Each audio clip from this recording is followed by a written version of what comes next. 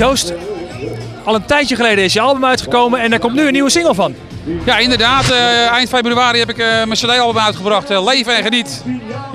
Met ook de single die erop stond uiteraard. En nu kom ik met Amor. Een beetje op Julio natuurlijk, hè? Amor van Julio. Dat een beetje, zo schreven de Han Wellediek. En lekker zomers.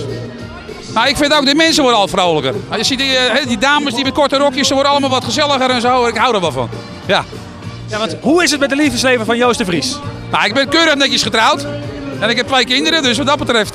maar ik hou er wel van hoor, ik vooral van kijken. Ja. Ja, vandaag een beetje met een dubbele rol, want als we achter ons kijken, daar zijn we in Herengewaard.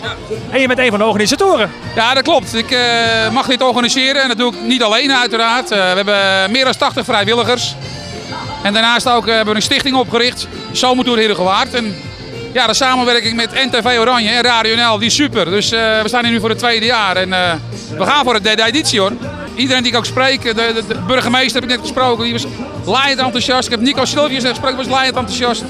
Hessel, ja, noem ze allemaal op, ze vinden het allemaal prachtig. Dus ja, ik denk dat dat wel vervolg gaat krijgen. Nou, wat ik heel leuk vind is dat je eigenlijk gezinnen ziet.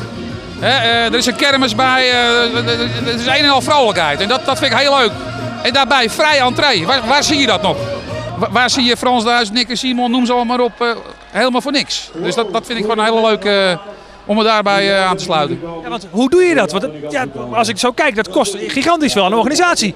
Ja, dat is wel zo. Ik zal ook blij zijn als het volgende week is. Maar er zit gewoon heel veel. Je kunt natuurlijk een vast draaiboek. Maar voor mij zijn die vrijwilligers het allerbelangrijkste. Die moet ik te vriend houden en die heb ik ook echt keihard nodig. En daarnaast ook natuurlijk de sponsoren. Hè. Dat is natuurlijk ook een apart verhaal. Dat moet ook goed zitten. Ja, nou organiseer je mede zo'n evenement en je zingt. Dan kan ik me voorstellen dat het eigenlijk wel heel erg kriebelt om zo meteen toch nog even een paar nummertjes te zingen. Ja, ik sta er natuurlijk ook tussen. Maar ik ga meteen naar Nick en Simon ga ik erop. Dus ja, dat gaan we zeker doen. Word je dit zo meteen de nieuwe Nick en Simon tegelijk? Nee.